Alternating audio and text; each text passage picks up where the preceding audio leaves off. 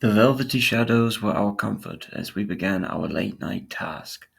Our customers had deep pockets, not just in money, but also in influence and power.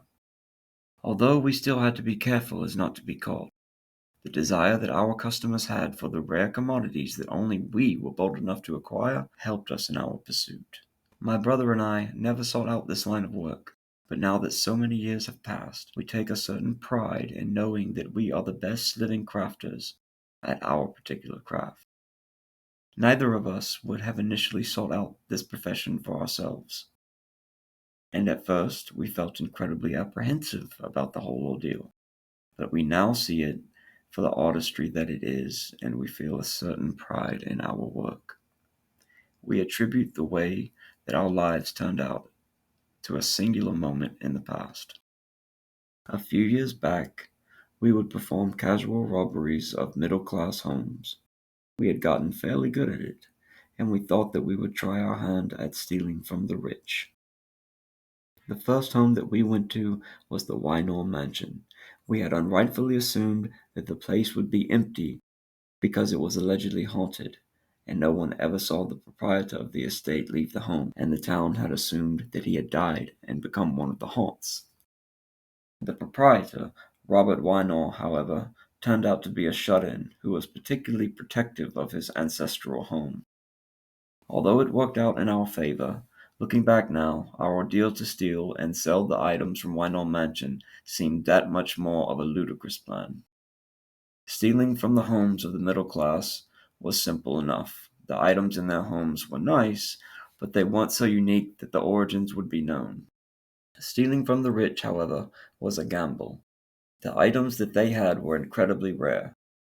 If they were to notice that anything was missing, then it'd be too easy for the police to search pawn shops and for who had sold the item, or worse, who had posted it on eBay or Amazon for a quick buck.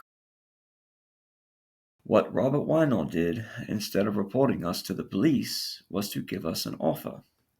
He gave us an option to steal for him in exchange for not reporting him to the police. We agreed without asking about conditions and signed a contract with him, agreeing to do the act. I'd like to think that we'd know better now than to say yes to an assignment without reading, but that's neither here nor there nowadays. My brother and I were young, naive, and bold back then. We felt as if agreeing to steal for an old man would be a simple task, and we felt as if we'd won the lottery by not only avoiding prison, but also being given the opportunity to be paid to steal. I don't really know why we agreed to follow through with the assignment after we learned of its true nature, however.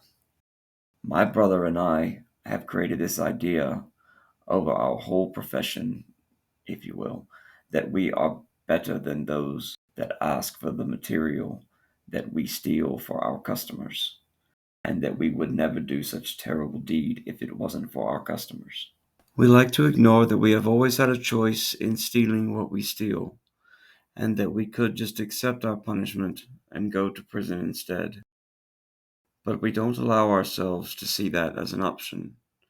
The more crimes we commit, the more we grow afraid of the punishment. We feel like slaves, forced and bound by the decision to steal for Robert Minor all those years ago. We blame Robert Weiner for introducing us to his friends who all wanted the same product. We blame their demands for us to learn how to craft using the material on Robert. We blame Robert Weiner for basically everything good and bad that has ever happened in our lives from that moment onwards. The truth, of course, is that we get a sort of thrill out of stealing the way we do. There's something so fascinating about stealing something that no one else would dare to steal.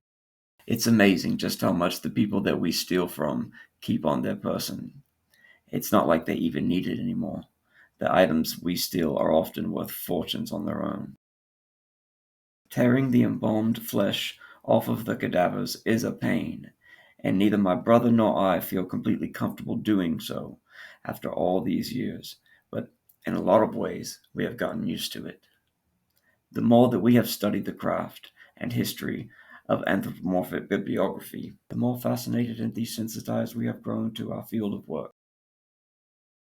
We've learned that the fresher the body, the easier the job is for us, and the easier it is to work with their skin as a material. By the time that we are done with the process of adding the chemicals to it and morphing the material, the books bound in human skin feel no different than the books made from the skin of any other animal.